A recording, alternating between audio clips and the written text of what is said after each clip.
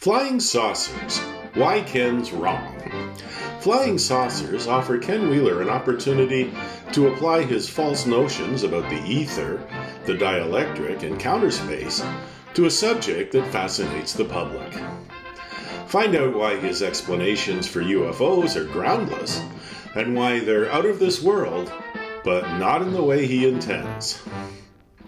Starting after the Second World War, people started reporting unidentified flying objects, or UFOs, especially in the United States.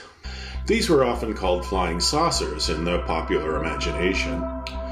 There were a few reasons for this fad. Aerospace had made tremendous advances during World War II, and the public were unfamiliar with advanced aircraft at a time when even jet engines were leading-edge technology. The 1940s were also the golden age of science fiction, generating tremendous interest in extraterrestrial themes. Stories often included tales about flying saucers, while the press amplified the effect by focusing on alleged UFO sightings and even abductions.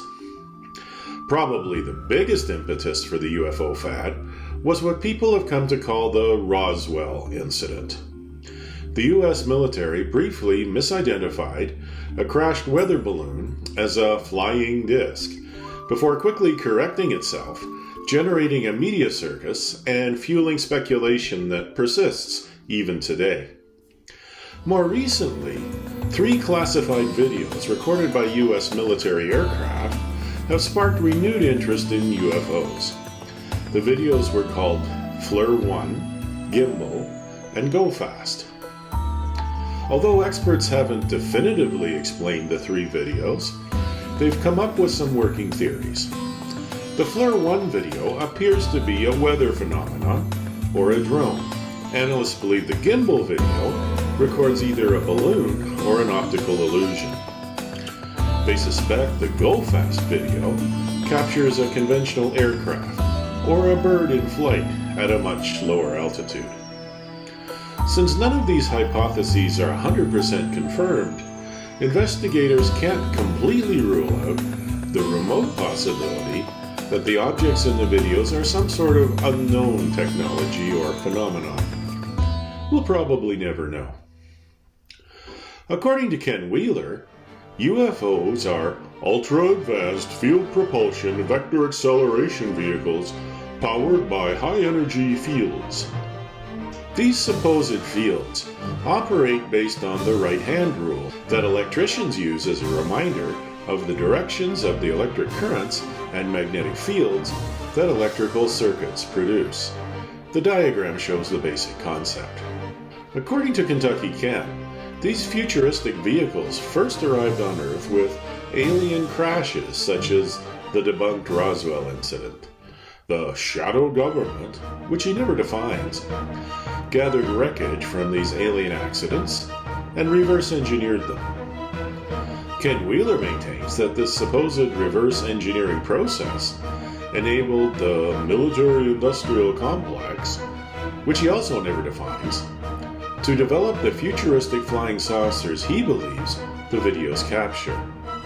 Although he can't explain the motive force for the flying saucers, he insists they have a super high-power energy source that follows a specific geometry based on the right-hand rule. This imagined propulsion system enables what the angry photographer calls vector acceleration.